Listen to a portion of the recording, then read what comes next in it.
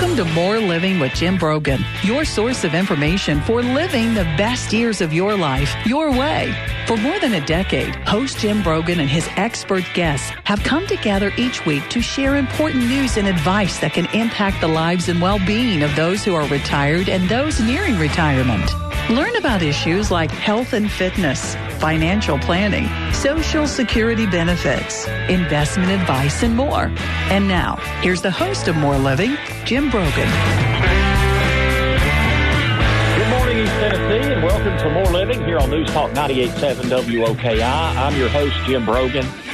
And you know, 2020 has just been such an unusual year. It's just been unique for anything in my lifetime. Legislators in Washington have been hard at work trying to provide support to citizens as we navigate this global pandemic and the impact on the economy. One of the most impactful things for individuals and small businesses was, of course, the CARES Act, which was passed in March, which provided the Paycheck Protection Program, stimulus checks. We've had expansion in unemployment benefits. And in the midst of passing that legislation, our government has still tried to focus on initiatives that will change the lives of U.S. citizens for the better. We are very honored to have one of our U.S. senators joining us on the show this morning, Senator Marsha Blackburn. Senator Blackburn has been in the political arena since 1999 and has served as senator for Tennessee since her election here a couple of years ago.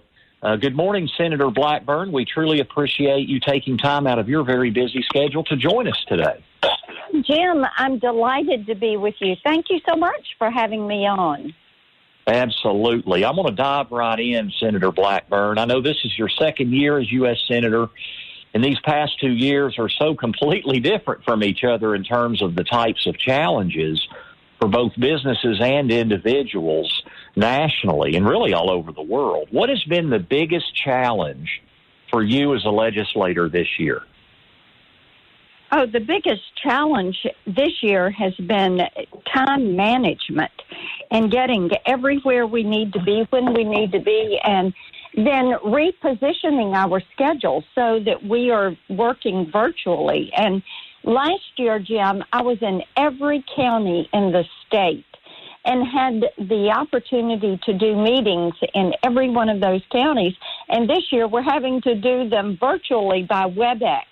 And we still are getting through all the counties, but I'm telling you, it is something that we're working on a little bit differently. Also, with COVID-19, with the tornadoes that we have had in the state, the high wind storms that we've had in Middle Tennessee, we are doing a tremendous amount of casework with individuals who have unemployment insurance issues or they have Medicare issues. And so our office has been very busy with those components.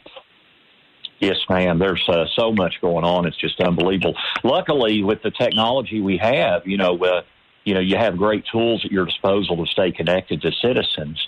Now, Senator, President Trump named you to his congressional task force on the reopening of America. And the country has been divided on how to approach reopening with balancing Americans' health and lives versus protecting our economy. How difficult, Senator, has it been to form a safe reopening plan that also protects the economy? Well, this is something that we just jumped right into and said, okay, we're going to work with our governors. We are going to work with all of our mayors, and we're going to get this job done. And that's exactly what we have done. And I will tell you, I think that our governor has done a terrific job. And as everyone in East Tennessee has seen, listen, they are just working. They're abiding by the physical distancing, the personal protective equipment. They're cleaning. They're making certain that restaurants and schools and daycare centers and environments are safe and clean for people to come back to work. And, it's been a team effort. The federal government certainly has their role to play, but the governors and the mayors are the ones that are going to dictate when different communities are going to move back to being open. Now, with the president and the work we're doing there, we're looking at how we deal with China and then how we institute plans that are going to help our economy grow. And indeed, I've had the legislation that would bring pharmaceutical manufacturing back to China. It is very popular. It is bipartisan. It is bicameral. It is a way to incentivize that production coming home. And we have institutions of higher learning in East Tennessee that have raised their hand and said, Marsha, if you get this signed into law, we want to partner with these pharmaceutical companies and access some of this grant money. And we anticipate that you'll see places like ETSU and UT and different higher education centers work with places like Oak Ridge Labs and national pharmaceutical companies to say, how do we bring this pharmaceutical manufacturing back and make certain we never get put in the situation of being beholden to China? Yes, and you're referring to, I guess, the Securing America's Medicine Cabinet Act, correct? Yes, I am, the SAMC bill. And right. SAMC is, as I said, bipartisan, bicameral. And as we have focused, COVID-19 really was a three-part crisis. Economic, of course, it's a food crisis, and it's a healthcare crisis. And one of the things that we have to do is make certain that we find new ways to deliver healthcare. We have to make certain we have the medical supplies. We have to be certain that our food supplies are met, and we're looking at domestic production. And then we have to look at our economy and making certain that our banks and financial institutions are strong and can take those stress tests, and that we have Americans getting back to work, to the workplace, and earning that paycheck. Now, you mentioned the Healthcare Access Center, Blackburn. I know that better and equal healthcare access for rural parts of Tennessee and really all over the country has been a big part of your work over your career. And you recently were recognized for the Alliance for Patient Access's 2020 Champion for Patient Access Award for your commitment to patient-centered care during the pandemic. Tell us more about your work on rural healthcare accessibility and the future of telemedicine. Yes, and I was so honored to receive that award and really had not expected that. But the work that I have done on expanding high-speed internet and broadband into rural communities, the focus that I've put on the unserved, the development of what I did call the Rural Health Agenda. It's a three-part bill. It would allow for freestanding emergency rooms into communities that do not have a hospital or have a hospital that is closed. And we are working closely with the governor and our Tennessee state reps and state senators to push this forward. We also have a provision in there that Senator Durbin out of Illinois and I are working on, and we've been recognized by the Rural Healthcare Coalition for this, and it is the Rural Healthcare Corps. And, Jim, this says that if you're a healthcare professional, all the way from nurse to MD to psychiatrist to dentist, and you practice medicine in a rural area for a 5-year continuous period of time, then your student loans will be forgiven tax-free. Oh, wow. And this would incentivize those healthcare professionals into these areas that are struggling. So you have your freestanding emergency rooms in healthcare facilities, and then you have the professionals that can staff those facilities. And the third part is telehealth. And my telehealth language, that part of this agenda, actually came to be through the CARES Act. And I know many of your listeners have probably had someone who has a complex medical condition or an elderly individual who a home health nurse or someone in the family has been able to FaceTime or Skype them into the doctor's office and their appointment has been handled virtually, or maybe it's an expectant mom and they have had some of their appointments handled virtually. The reason they are able to do this is because the CARES Act took in my telehealth bill that allows those appointments to be done virtually and the physician to be compensated for that time. And we, of course, are encouraging our state legislators to pass a state-based telehealth bill so that Medicaid can, the TennCare programs can pay for these virtual businesses.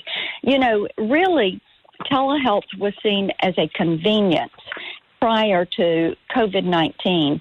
And through COVID-19, people started looking at it as a medical necessity and a safety issue for those individuals with comorbidities, complex medical issues, and our elder population. Well, and in fact, telehealth services now are covered under Medicare, which is a huge deal. Listen, I was so excited to see that happen because they had not been prior to COVID-19. And in the Center for Medicare and Medicaid Services, there is a section called 1135. And when Vice President Pence and Dr. Fauci and Dr. Burkett first came to us, I was the first one to be able to ask a question, and I said, I implore you to waive this section and to institute telehealth, and gave some examples in rural Tennessee of where it would make a difference, in East Tennessee, in West Tennessee, where we have communities that are unserved, where we have a large elder population. And I've been very grateful and very appreciative for the Vice President and the administration's response to my colleagues in the Senate that have scooped up my telehealth language and put it into the bill and implemented it. And, you know, it's the reason the Patient Access Coalition recognized me, because of the incredible amount of work that my team and I did on behalf of Tennesseans, which has benefited the entire country. Yeah, I think the development of access to health care has just been absolutely fantastic. Senator Blackburn, it's just the way things have evolved in 2020, and now we've got all the racial unrest and with all the police issues that we've dealt. Tell us your position. Do you think that we need police reform across this country and even in Tennessee? Yes, you know, we had the Justice Act, which Senator Tim Scott, who is an African-American U.S. Senator from South Carolina, had brought forward, and we were terribly disappointed that every single Democrat voted against moving forward. Well, there were 2 Democrats that voted with us, but you have to get 60 votes in the Senate, and we never got to cloture. And they did not even want to get on the bill and have a discussion. They would not vote to proceed to a discussion of police reform. And we all support our police, our local law enforcement, our sheriff's departments, and standing with that thin blue line is the difference between chaos and calm in our communities. And this rhetoric of defund the police is ridiculous. And we need to be putting more funding into our police and law enforcement. We need more resources for training. And, you know, it's important to realize we had the opioid epidemic and still do. And we have COVID-19. And now we have peaceful protest, which is good, but this rioting and looting and anarchy and mob rule is not the way to do things. That is a crime.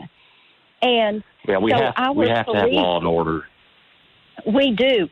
And, you know, our police need more resources. They need training. We have 50 different police academies. Every state has their own. And right now there are 50 different standards for training. There are 50 different pathways for certification. There is no national database that says that, if an officer has been decertified, that here is where you go to check an officer's certification. That doesn't exist. That needs to happen. We have been working with police chiefs and with sheriffs on what needs to be done. Senator Scott has worked on this bill for 5 years. 5 years. And the Democrats do not even want to have a discussion on it. So yeah, I think Go ahead, Senator Blackburn. I'm sorry. No, we know that it is important to have this discussion. We know that Tennesseans want to see us do some things that would strengthen the police presence. And some of the Democrats were saying, oh, well, Tim's bill doesn't ban chokeholds. Well, it does at the federal level, but here's the deal. If you are a mayor and you do not want your police force to use chokeholds, then you ban chokeholds. And if you do not want them to exercise no-knock warrants, then you say our police force will not execute no-knock warrants. Now, these are things that in most of these cities have Democrat mayors and Democrat city councils, and if they had wanted to make those changes, they could make those changes. Yeah, because really it can be done at the local level, right? I mean, that's been a big part of the discussion, is it's really a local thing that... And the president working with the governors, working with the local mayors, and then filtering down. I mean, we're all about state rights, correct? That's correct. And this is something that can be handled and should be handled at the local level. And we need for individuals to realize the Democrats want a federalized police force. That means you, as a citizen of, say, Sevierville or Knoxville or Johnson City, you would not be in control of your police force. The federal government would be. And, Jim, here's the thing to remember. When you dial 911, that call goes to the dispatch center that is right there in your community. And that is where help comes from. You are not calling Washington, D.C., and you're not calling the state capitol. You are putting that call into the dispatch center in your local community. And that is how the police or the sheriff or the fire department or other first responders get to you as quickly as they do. And many times it's a matter of life and death. And you want to keep those calls and you want to keep that police force local. Well, Senator Blackburn, you've been so generous with your time this morning. I want to thank you so much, and thank you for your hard work in Washington. Oh, I am so delighted to join you, and I hope your listeners will go to our website, blackburn.senate.gov. Sign up for our newsletter. We send it out every single Friday, and that's a way for Tennesseans to keep in touch with what's going on in D.C. that affects us in Tennessee. And they'll also find me on Twitter, Facebook, and Instagram. So be in touch. Thanks so much, Jim. Stay safe. Bye-bye.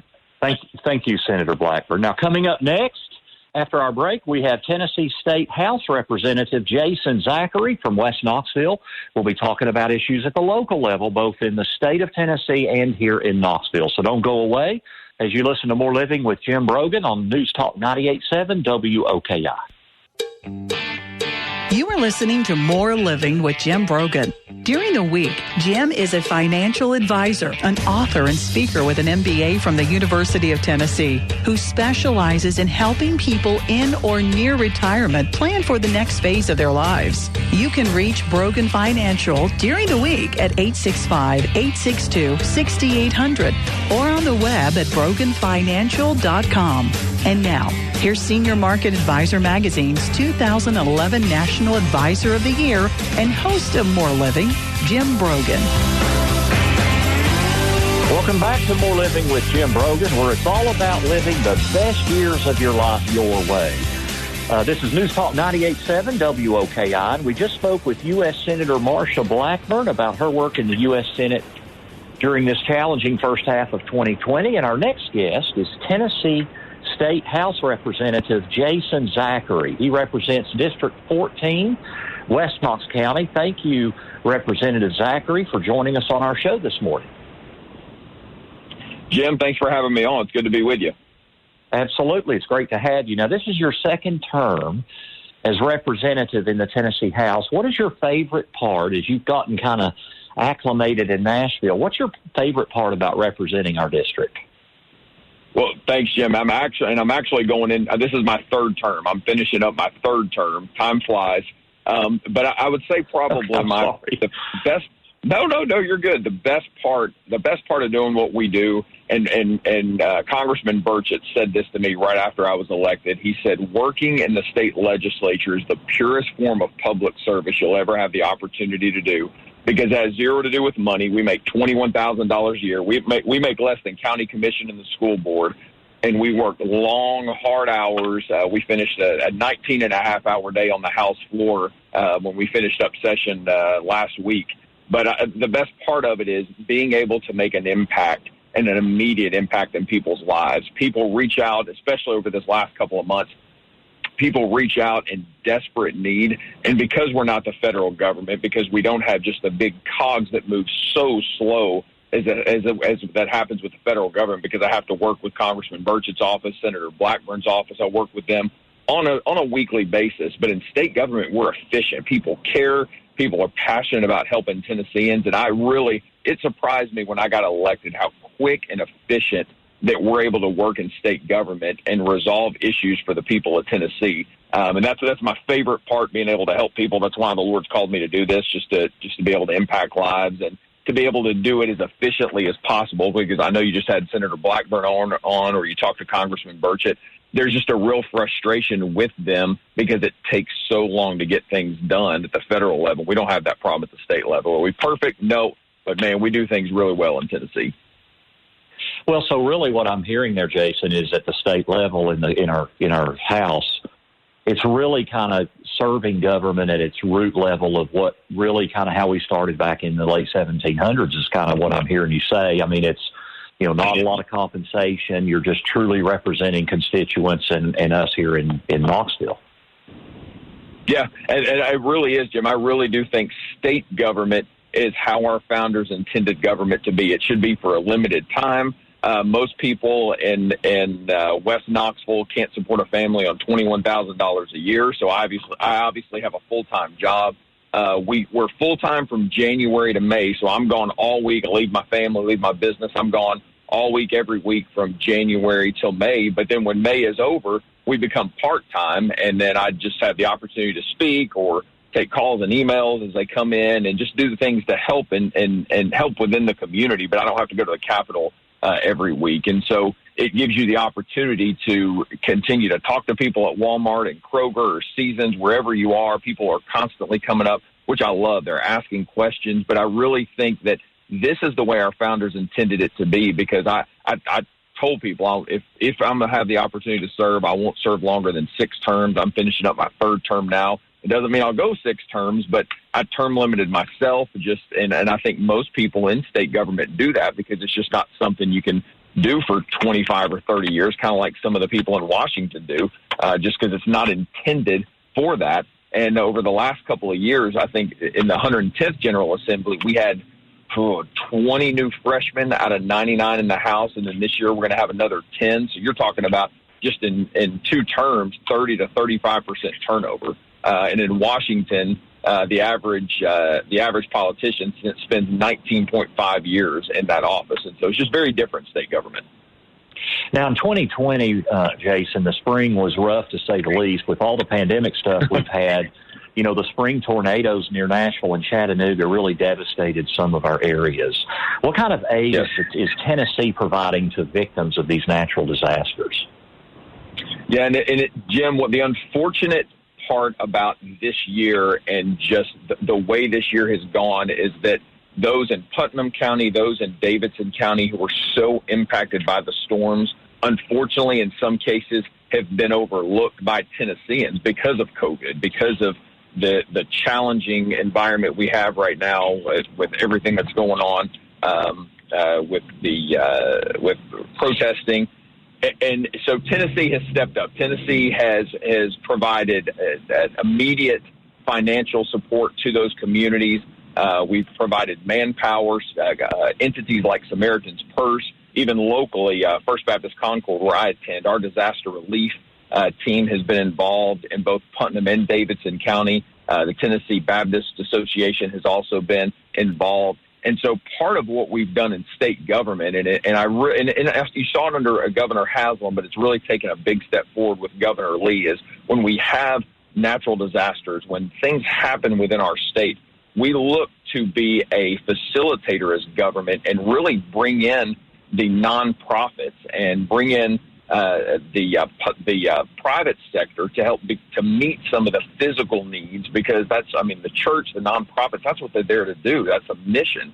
And so we've really seen a shift for us in government where we begin to pull those resources in.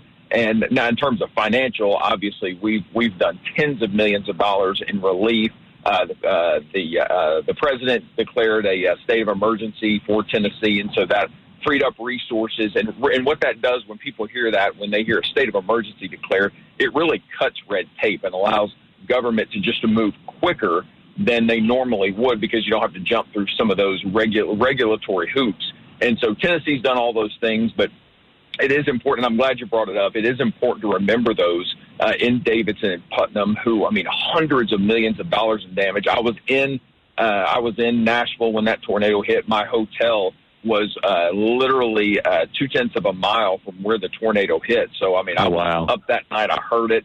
And those people are rebuilding their lives. And we've got COVID. We've got protesting and all these things going on. But I'm glad you brought it up, because it is important to remember those. And Samaritan's Purse and the Tennessee Baptist Association, many others, you can still donate to help the people in Putnam and Davidson. And Putnam is one. It was just Cookeville, Putnam County. That's one not to forget, because one of my good friends is the rep there, and man, Jim, they were devastated. So many of those people lost homes and businesses. It was devastating. It's very tough.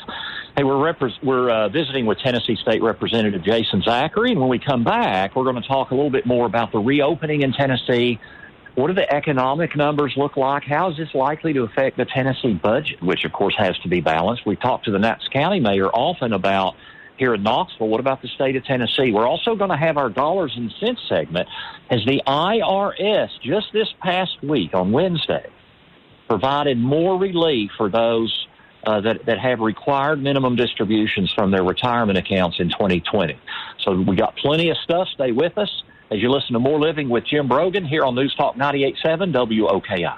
Through his weekly radio show, television news appearances, and adult education classes taught at the University of Tennessee and Pellissippi State Community College, Jim taps into his extensive knowledge and experience to address issues important to living your best retirement. Join Jim every Saturday morning at 9 a.m. here on News Talk 98.7 WOKI, and visit him online at broganfinancial.com. And now, here's the host of More Living, Jim Brogan.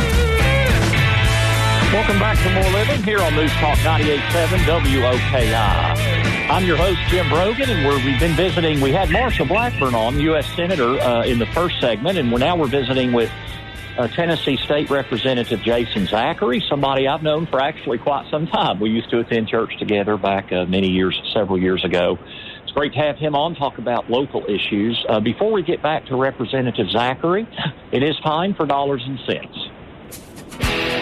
Want to be sure you are getting the most out of your retirement? For all the years of your retirement? That's the primary goal of More Living with Jim Brogan and our Dollars and Cents segment, where we provide you with an important financial tip that will help positively impact the quality of your life in retirement. And now, here's Jim with this week's Dollars and Cents tip. The IRS this week has granted broad and, quite frankly, surprising rollover relief to all who took 2020 RMDs from their IRAs, 401ks, and other company plans. You know, this is a big deal. You know, the CARES Act waived the requirement to take minimum distributions this year from any kind of a retirement account where you have an RMD. That includes inherited IRAs. So anybody that's 72 years or older, you would have had an RMD, and then, of course, inherited IRAs. And the problem was when the CARES Act was passed is what about those people in late March is what about those people who already took their RMD this year? Or what if you were taking systematic distributions, like you were getting, a monthly check or a quarterly payment to add up to your total RMD by the end of the year? How do you undo that? And the IRS had previously provided limited relief where if you did it after February 1st, you could have until July the 15th to kind of undo that and do what is technically a 60-day rollover, where you can put it back in. And they extended the 60 days to July 15th. The problem is, under IRS rules and regulations, you can only roll over one time every 12 months. So if you took multiple payments, you couldn't undo all of them. And if you took your RMD before February 1st, you couldn't undo them. And on an inherited IRA, you're not allowed to do a 60-day rollover. So there was nothing you could do if you took an RMD. Well, this new rule changes all of that. Any RMDs that you have taken in 2020 can be put back into your IRA or 401k or other qualified company plan. It is considered technically a 60-day rollover, but you can do multiple rollovers. So if you took 4 payments or 3 payments, you can undo that and send those back, and you've got until August 31st to do that. It's really the first time the IRS has ever passed guidance that really, frankly, is outside the scope of what the law says. I'm not sure what the long-term precedent of that is, but it certainly helps taxpayers this year. Now, if you took your RMD and you had, let's say you had 20% income tax withheld from it and sent directly to the IRS, how do you roll that back over into the IRA and undo it? Well, you'd have to come up with outside funds. If you don't have the outside funds, you could still do a partial rollover with what you can put back in. What this really does for many people that are 72 years or older is it gives you an extra year here to do very effective tax planning. You know, many of you with large retirement account balances, these are large taxable distributions you have to deal with every year. And it drives up your income tax bracket for ordinary income and potentially for long-term capital gains on investment. So now you've got an opportunity to do more tax planning this year, maybe do some Roth conversion planning. I know many of you in the community I talk to are very concerned about the future of our income tax system with all of the relief that the government is providing in stimulus and the debt that we're accumulating. So Roth conversion opportunities, there's also opportunities to maybe realize long-term capital gains in a 0% tax bracket, or even 15% may be a great deal. So be sure you know what the rules are. Check with your CPA if you need to. You can always call our office at Brogan Financial, and not only with how to handle the distributions you've already taken from your retirement accounts, but then how to implement effective tax planning through the end of 2020. This morning, we're visiting with Jason Zachary. He's the Tennessee State Representative for West Knox County. And we're talking about the kind of the status of everything locally after we visited with U.S. Senator Marsha Blackburn in the first segment. And, Jason, you know, COVID-19 really brought the state economy to a halt in March and April. And unemployment numbers are way up. What kind of impact? And Tennessee has been very, very healthy, as good as in one of the top states in the country fiscally. What kind of impact is this potentially going to have on the state budget coming up? Yeah, Jim, it's been significant, and you mentioned it leading into that question. Is fortunately Tennessee, according to U.S. News, we were ranked the number one fiscally stable state in the nation. We're the most fiscally stable in the nation. We have the lowest debt of any state in the nation. We have the third lowest tax structure per individual, on and on and on. I could go on. We're literally in the top 3 in every major economic category, according to U.S. News and a few other publications. So that prepared us well, just like your personal finances. When you prepare and you got a rainy day fund, we've done the same thing in state government. We have been lean and mean, and because of that, we've experienced growth before COVID hit. I believe, and I don't have these numbers in front of me, but I believe in February of this year, we had a 7% growth over the February of 19. So Tennessee, because we don't have an income tax and we've been such good stewards of our resources, our economy's just been fantastic. So what that did moving into COVID, everything came to a stop.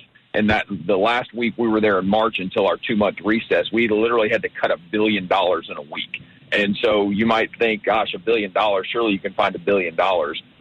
When the budget's already almost completed and then you have to basically hit the brakes and cut $1 billion in a week, it was a challenging time for sure. And so since we came back, we just finished session. We just finished session for the 111th General Assembly.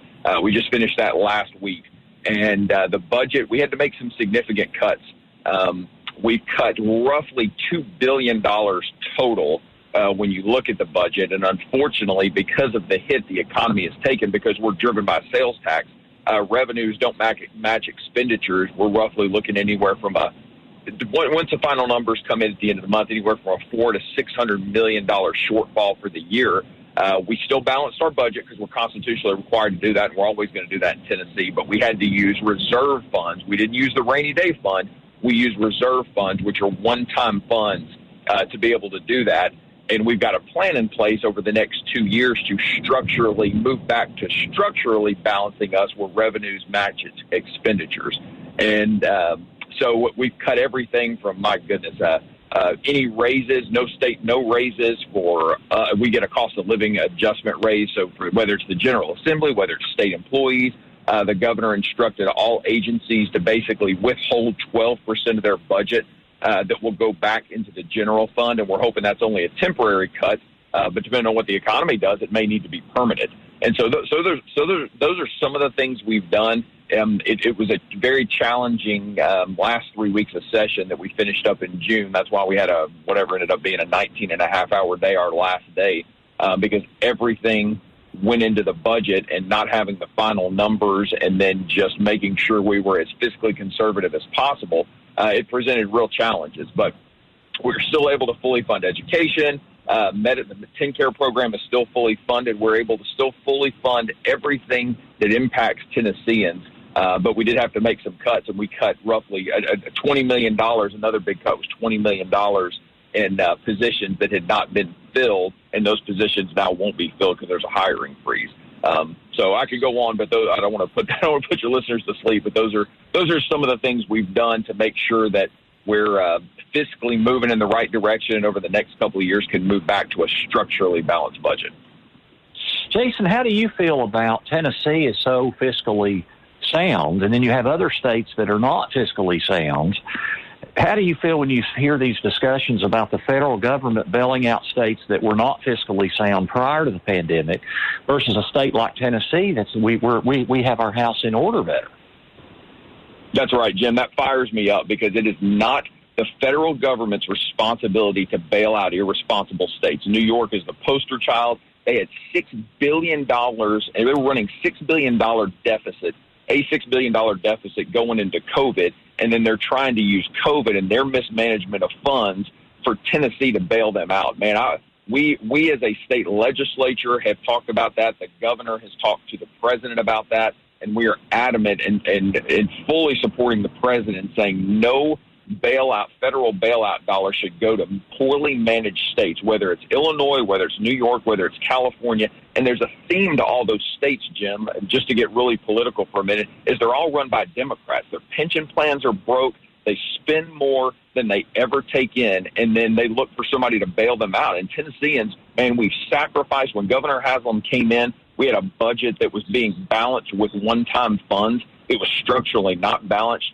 We had to sacrifice. We cut regulation. We cut expenditures. And because of that, our economy grew. And we literally spent 10 years preparing for a day like today that we knew would come, and Tennesseans have sacrificed to be able to get to that point. And so, no, it's not the federal government's responsibility to bail out states. Those states are responsible for managing their own budgets and need to take a hard look at their budgets as we've done in Tennessee and cut. I think a great example, kind of just moving down to more of a micro level, is Nashville. Nashville, every municipality in our state has been drilled by this COVID issue. And so Nashville gave $4.9 million in raises. They gave a 1% COLA increase, a 1% cost of living adjustment increase to all their employees.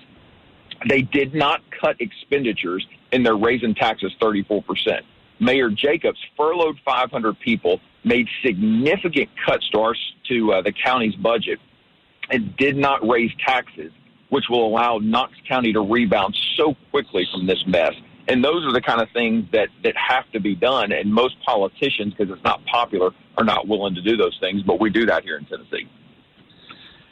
This is Jason Zachary. Jason, we're going to get to our last break. When we come back, we're kind of running a little bit behind. We're just going to have a couple of quick minutes, but I would like to discuss what you're seeing with reopening and what you think about our plan to reopen and protecting the balance between health and lives versus the economy. So don't go away. This is More Living here on News Talk 98.7 WOKI.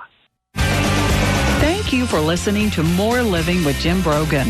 If you miss any of today's show or want to listen to it again, visit broganfinancial.com, where you can access the podcast and other educational materials to help you in your journey through retirement.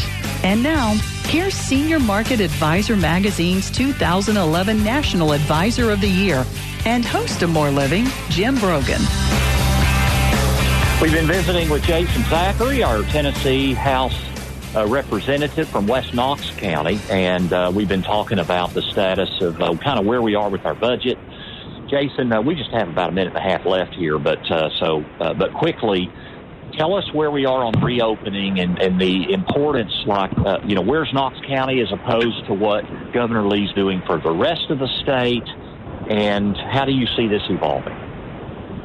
Yeah, Jim, well, Knox County is now moving. They're going to simply follow the guidelines of the governor. I don't remember exactly when that date starts. It may have already started, just for the simplification, because there was so much confusion because Knox County has its own health department. So we were operating differently than the actual state, which the 89 counties are under the state health department. 6 have their own health department. And so Knox County was operating differently, created confusion. So everyone has agreed the state's going to operate under, the county is going to operate under state guidelines. But I think our governor has done a phenomenal job. The toughest thing about this is that it's a moving target. Every week, and I was on many of those calls, the information he was given was changing. And so that's impossible as a leader to make a decision for 6.8 million people when information's changing every single week. And so we were one of the last to close. We were one of the first to reopen. We have one of the 5 lowest mortality rates from COVID. It's a challenge. We have to make sure we're protecting the elderly and those with autoimmune conditions. But the reality, Jim, is it's here. Our economy and families have been so impacted by this. We can't go backwards. We have to be careful and do what we need to do to protect ourselves and protect the elderly. But we got to make sure the economy hits its stride again. And in order to do that, we got to be fully up and running. We just got to be careful and be responsible. And those who are elderly and with those autoimmune issues, got to make sure they're protecting themselves. Well, Tennessee Representative Jason Zachary, thanks so much for taking time out of your busy schedule. I know it's been great having you on today. Jim, man, it was great to be with you. It was great to talk to you. Thanks so much. Yes, sir. Today we've been many thanks to our esteemed guests, U.S. Senator Marsha Blackburn and Tennessee State Representative Jason Zachary. Thank you both so much for your public service.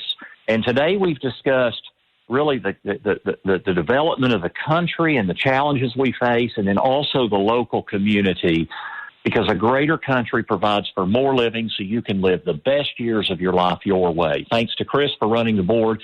Many thanks to Jill helping produce the show as you've been listening to More Living with Jim Brogan right here on News Talk 98.7 WOKI. Have a very blessed weekend. The views expressed by Jim Brogan and his guests are not that of Cumulus Media. Any discussion of financial, legal, and tax planning strategies is not intended to be individualized advice and is general in nature. Always consult with your advisor for advice specific to your needs. This program's content does not represent a recommendation of any particular security, strategy, or investment by Jim Brogan or Brogan Financial Incorporated.